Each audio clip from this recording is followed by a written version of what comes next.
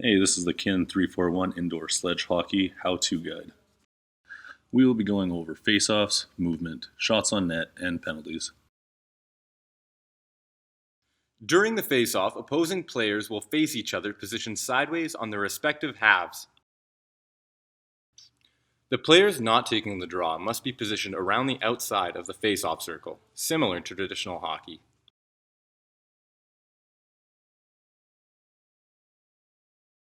In traditional sledge hockey, a player propels themselves using their sticks. However, the gym floor may be too slippery to do so. Therefore, the use of a pusher will be needed. The pusher is in control of the speed and direction, so communication is required between the pusher and the player.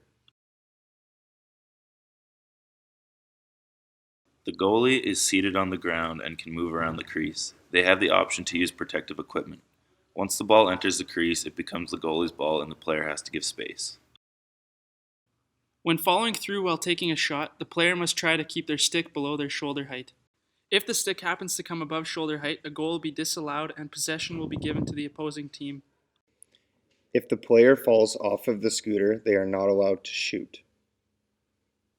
If they fall off, they must get back on the scooter, then they can shoot.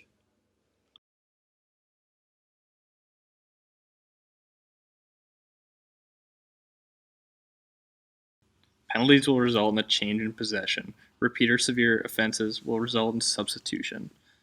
You're not allowed body contact or scooter-to-scooter hits. No slashing or hooking and holding. The pusher is not allowed to pass the ball with their feet or interfere with other pushers.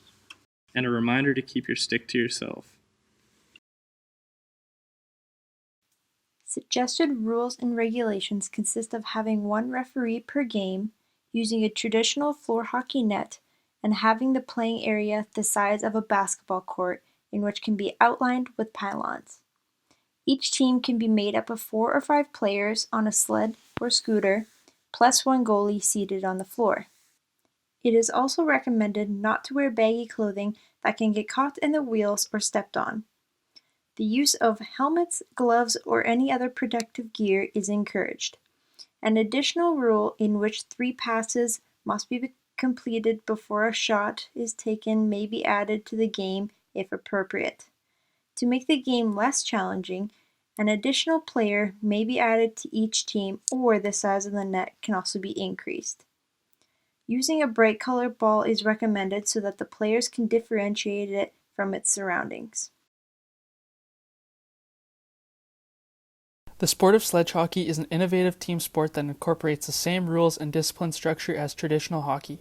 In 1961, on a frozen lake near Stockholm, Sweden, sledge hockey was invented by 3 Swedish wheelchair athletes. The first sleds were comprised of a modified metal frame placed on top of 2 regular ice hockey skates.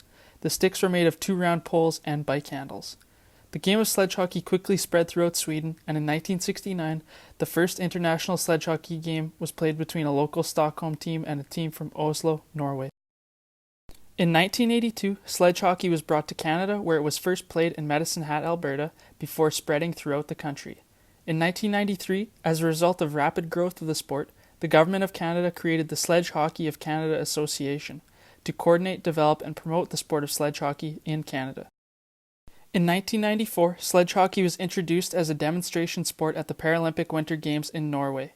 Following this, the sport has since become a full medal event at the Paralympic Winter Games. Canada has participated in sledge hockey in each Paralympic Winter Games, where they have won a total of 5 medals in their 7 appearances. In 2004, the Sledge Hockey of Canada Association was removed and sledge hockey was taken under the umbrella of Hockey Canada. In 2016, the International Paralympic Committee renamed sledge hockey to be called para-ice hockey. Lastly, a fun fact that separates para-ice hockey from traditional ice hockey is that sledge hockey became a mixed competition at the Paralympic Winter Games for the first time in 2010. Teams that are mixed gender are allowed up to 18 players, while all male squads are limited to 17.